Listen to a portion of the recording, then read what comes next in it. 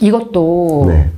이제 공공연하게 얘기를 하거나 공론화시키기 굉장히 예민한 문제이고 네. 제가 얘기를 했다가 너무 남성 위주의 시각이 아니냐라는 얘기가 나올 수도 있을 것 같은데요. 네. 제가 여러 얘기를 취재를 해본 결과 일단은 숫자가 군대 안에서 여성의 비중이 너무 작습니다. 가령 네. 해병대를 예로 들자면 한 10% 정도예요. 이유는 사병이 아니라 간부밖에 없기 때문이죠. 네. 그런데 그들 안에서도 한참 일할 나이의 군인들이, 간부들이 출산을 하러 휴가를 갑니다. 네.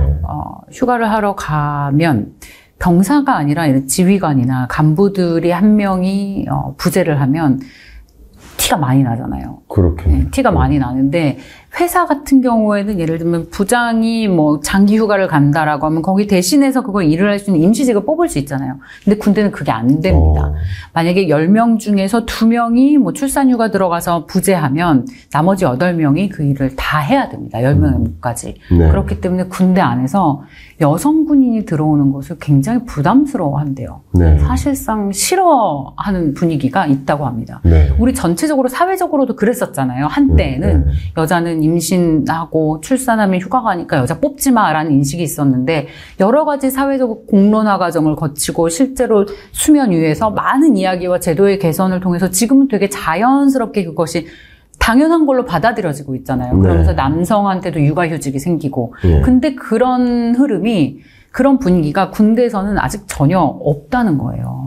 그래서 군대에서 오히려 그런 부분에서 여성들과 남성 부분이 조화롭게 서로 어우러지지 못하고 성군기에 대해서도 최근에 여러 가지 문제가 되면서 엄청 강화됐대요. 네. 그래서 군대라는 곳은 일반 사회와는 달라서 연대의식이 굉장히 중요한데 어떤 얘기도 못하는 거예요. 여성한테. 머리 잘랐네? 이랬는데 성적 수치심을 느꼈습니다. 라고 주장을 하면 그 다음날 없어져 있대요. 네. 근데 그 어디 갔어? 라고 물어보는 것도 안 됩니다. 2차 가해이기 때문에. 그래서 남성과 여성 간에 보이지 않는 그 간극이 너무나 심해졌다는 거예요. 예. 그래서 여군 안 들어왔으면 좋겠다. 여군이 있어서 우리 부대가 조화롭지 못하다. 그런 얘기들을 네. 많이 하고 있고 그거를 여성들도 잘 느끼고 있습니다. 그렇군요. 네. 그러니까 이런 군대 안에 있는 문화 자체가 어쩌면 폐쇄적으로 자리 잡고 있고 이 문화 자체가 바뀌지 않으면 정말 이 여성이 군대 가기가 더 어려워지는 네. 그런 국면으로 갈 수 있으니까 교수님의 어떤 지론대로라고 한다면 그런 방향대로 가야 된다고 한다면 군 밖의 문화도 바뀌어야 되겠지만 군 안의 문화도 그럼요. 상당 부분 변화가 필요하겠다 이런 생각을 해봅니다. 인구 절벽이 어쨌든 시작된다라고 했을 때 군사제도 개편 문제도 분명히 논의를 해야 될 때라고 이제 생각해 볼 수 있겠는데 시기상조가 아니라 오히려 늦었다라고 생각하시는 것 같아요. 그렇죠. 2040년에는 군대 갈 수 있는 남성의 숫자가 10만 명도 안 된다고 하는데 네. 지금 15년 남았나요? 네. 15년 동안 군사제도를 바꾸는 것도 급해요. 그때 가서 바꾸는 게 아니라 그때 가서 저희 이제 바꾸겠습니다. 그러면 어느 세월에 바꿔요? 절대 안 바뀌죠. 그럼 만약에 그때 진짜로 북한이 도발을 해서 네. 군사분계선에서 막 한국에 도발을 한다고 생각을 해보세요. 네. 그때 가서 우리 어떻게 할 겁니까? 지금부터 굉장히 적극적으로 논의가 있어야 되고 여기에 대해서 지금 문 닫고 아무 얘기 안 하고 있는 국방부나 관련 정부 관계 당국자들은 누군가 한 명이라도 총대를 매야 됩니다. 아니면 우리 같은 민간의 전문가들을 모아서 이런 어떤 제도를 개선하거나 국민적인 공감대를 형성할 수 있는 위원회 같은 거라도 만들어서 끊임없이 이거를 국민들과 소통을 하게 해야지 언제까지 이거 문 닫고 있을 거예요. 그러니까 이게 제도 개편의 기본으로는 아까 계속 말씀 나눈 것처럼 사회적 합의가 전제가 돼야 되기 때문에. 맞습니다. 근데 그 사회적 합의를 계속 뒤로 미루면 맞습니다. 이 15년 안에 해결될 일이 아니니까. 그리고 사회적 합의 하에는 반드시 문화적인, 그러니까 군대 문화에 대한 군 밖에서의 문화, 군 안에서의 문화, 이 문화도 같이 바뀌어가면서 사회적 합의를 도출해야 되니까 지금 15년이 시기상조가 아니라 아니에요. 이미 늦은 거라고 또 생각이 돼요. 네, 그리고 군인에 대한 어떤 존경심을 갖게 하는 사회적인 분위기, 그런 여건을 만드는 것도 하루아침에 되지 않습니다. 그렇군요. 네, 말씀해 주신 부분에 대해서 상당 부분 공감하고요. 제가 뭐가 맞다를 논하기는 어렵지만 적어도 양론에 대한 어떤 제도로 가야 되는지에 대한 양쪽 논리에 대한 근거들을 좀 많이 수집해서 저희 경제학에서는 비용 편익 분석이라고 하거든요.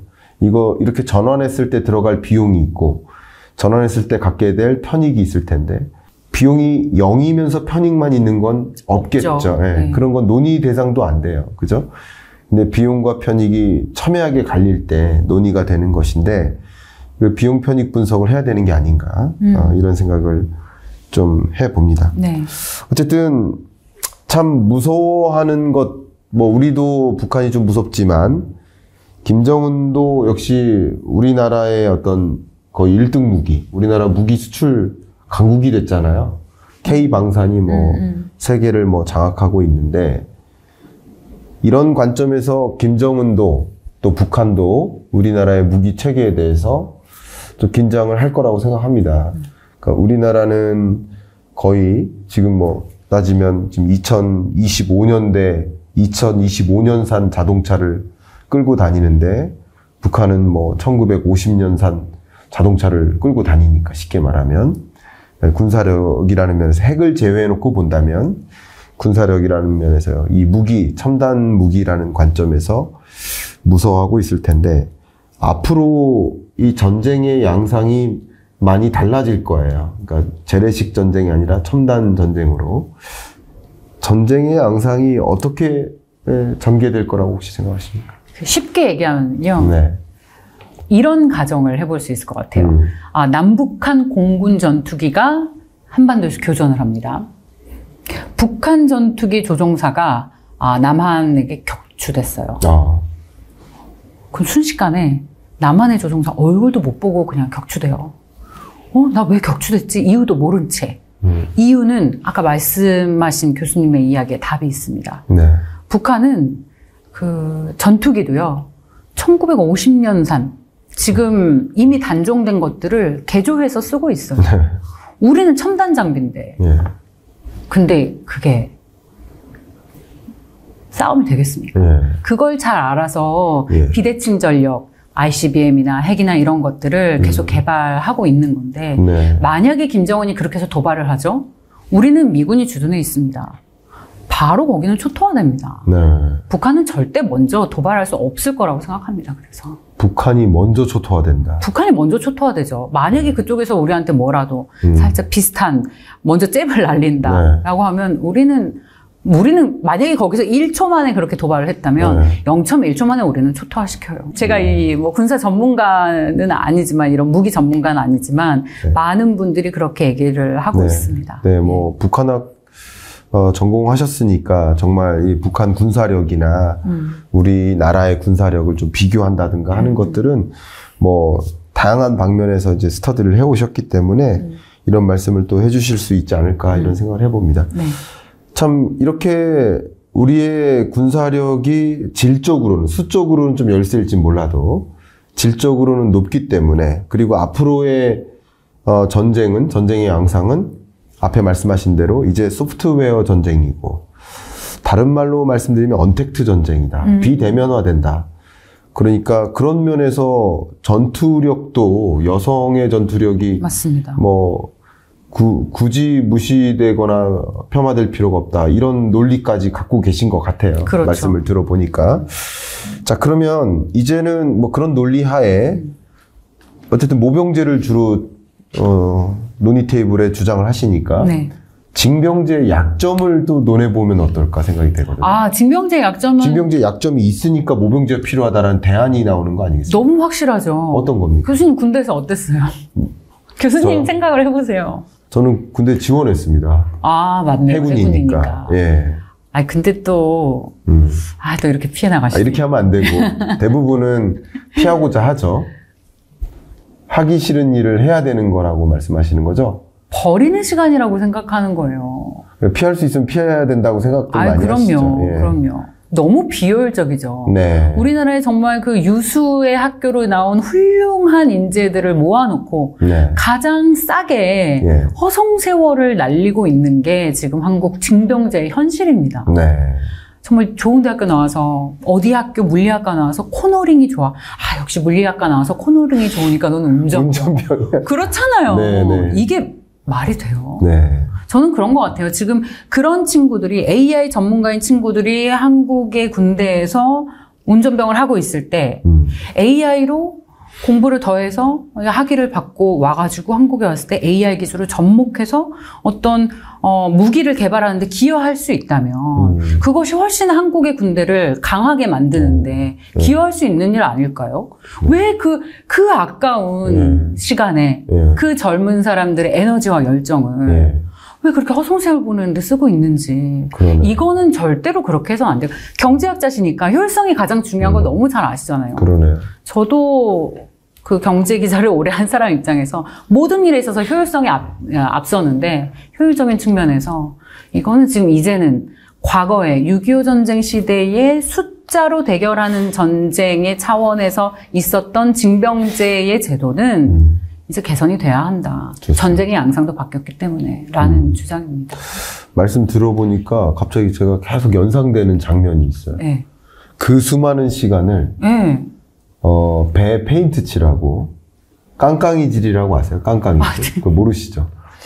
이 함정 근무하는 네. 그 해군들은 네. 배가 몇 년에 한 번씩 정박해요. 그럼 이제 쉽게 말하면 새 옷을 입는 과정이에요. 그러면 페인트가 칠해져 있는데 또 칠하는 게 아니라 페인트를 까요. 아. 그 전 군인이 달라붙어서 예를 들어서 포갑부는 함수, 뭐 무슨 부는 어디, 그러니까 배 이렇게 큰 배에 어떤 부문들을 달라붙어서 깡깡이질을 합니다. 그래서 페인트를 까내는 작업. 까고 이제 페인트를 다시 칠하는 거죠. 네. 그 수많은 시간을 깡깡이질했던 게 생각이 나네요. 그러니까 지금 여기서 이렇게 진행하고 많은 연구를 통해서 대한민국 경제에 기여하고 계신 교수님이잖아요. 그러니까 이게 그런 일을 폄하하는 게 아니라 사람이 잘할 수 있는 일이 다 다르고 네. 능력치가 다르고 사람 다 다른데 왜 똑같이 다 풀 뽑고 뒤에서 땅 파고 눈 치우고 그렇게 하게 만드냐고요. 그렇죠. 네. 네. 그렇게 군대가 중요하다면서요. 북한과 대치하고 있다면서요. 그렇게 해서 국방력이 그렇게 중요하면 더 효율적으로 그 인력들을 활용을 해야죠. 네. 그러니까 군인들이 뭔가 일이 있어야 되는데 일이 없으니까 일을 만들죠. 산을 옮긴 다음에 다시 산 옮기고. 그런 비효율적인 것은 해결해야 되겠다. 네. 모병제로 바꾸면서 효율화해야 되겠다. 이런 생각을 좀 갖게 되는데, 근데 여기서 질문은 그럼 과연 모병이 될까 이겁니다. 대질문입니다. 모병이 되겠습니까? 제가 지금 1시간 동안 얘기했는데 설득이 안 됐군요. 아니 모병으로 참여를 할까요? 그런 분위기를 네. 만들어야 된다고 제가 그런 계속 분위기를 말씀을 만들어야 드립니다. 된다. 예. 군인을 존중하지 않는 사회적인 분위기. 그 이유는 징병제. 네. 징병제는 억지로 군대에 끌려간다. 네. 신성한 의무가 아니라 버리는 시간이다. 라는 인식이 있고 여기에서 젠더 갈등도 나오고 이런 모든 연결, 이 꼬리를, 이 순환을 잘라내야 돼요. 좋은 것들로 다시 채워 넣어야 돼요. 그렇군요. 그래서 계속 이렇게 공론화시키고 군인의 신성한 의무, 진짜 그 직업군인으로서 얼마나 전문성 있고 이것을 사람들이 사회적으로 기여할 수 있는지 거기에 대한 보상도 확실히 하고요. 그렇죠. 미국 같은 경우에는 군복무를 끝난 사람한테 로우스쿨이나 메디칼 스쿨을 갈 수 있는 기회를 제공을 해요. 그래서 거기에서 군복무를 했던 것에 대한 가산점을 주고 나중에 변호사나 의사로 활동할 수 있게 했습니다. 그렇기 때문에 나 군대에 갔다 오면서 나라를 위해서 충성을 했고 나중에 전문직으로도 일을 하고 있어 라는 프라이드가 굉장히 강한 거예요. 한국에는 그런 게 없잖아요. 한국에 모병제를 한다면 그런 어떤 인센티브 그런 제도도 도입을 해서 군대를 이제 제대한 이후의 삶에 대해서도 충분히 나라에서 그 충성심에 대한 보답이랄까요? 그런 사회적인 제도를 뒷받침해줘야 된다고 생각합니다. 그러니까 지금의 징병제 하에서의 군인들에게 주어지는 처우나 조건을 생각했을 때 모병제가 안 된다는 것이지, 모병제 하에 그에 걸맞는 처우나 조건이 제시된다면, 그리고 커리어 개발이라든가 군사 장병이나 혹은 그 이상으로서 활동하다가 사회에 편입될 때 또 여러 가지 가점이나 유인책들이 또 마련된다면, 그러니까 지금의 관점이 아니라 이 바뀐 제도에 걸맞는 그 조건과 처우로 바뀌는 거라고 생각한다면, 그렇다면 또 이 입장이 많이 달라질 수 있겠다. 많은 군인들이, 그러면 나 모병제, 웬만한 회사 취업하는 것보다 낫네. 맞아요. 네. 표현을 할 수 있게 된다면 충분히 승부를 볼 수 있겠습니다. 1시간 동안 이야기를 했는데 정말 이 우리나라의 국방 문제, 또 인구 구조 변화, 우리의 대응 전략, 안보 문제 전반에 걸쳐서 말씀 많이 나눠봤는데 네. 마지막으로 우리 경인남과 토론합시다에 출연하셨으니까 네. 출연하신 소감 말씀 여쭙고 마무리할까 합니다. 네. 아니 일단은요, 그 교수님 같은 분들이 계셔서 저희 방송인들의 밥줄을 계속 끊기는 게 아닌가. 진행을 정말 잘하시네요. 되게 편하게 해주셔서 네, 아닙니다. 놀랐습니다. 아닙니다. 그리고 이렇게 어떤 사회적으로 공론화시키고 싶은 것들을 얘기할 수 있는 채널을 만들어 주셔서 너무 감사드리고, 예, 이런 것들을 자유롭게 허심탄회하게 이야기할 수 있는 어떤 사회적인 역할을 계속 해주셨으면 좋겠습니다. 감사하고요.